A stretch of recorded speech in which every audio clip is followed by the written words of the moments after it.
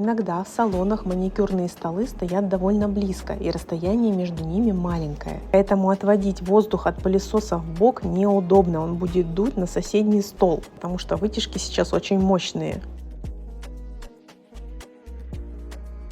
Поэтому воздух на столах мы отвели вниз. И на одном, и на другом. Но тут есть нюанс. Стол должен быть достаточной длины, чтобы воздух потом не дул в ноги. Этот проект реализован в Панфиловское студио.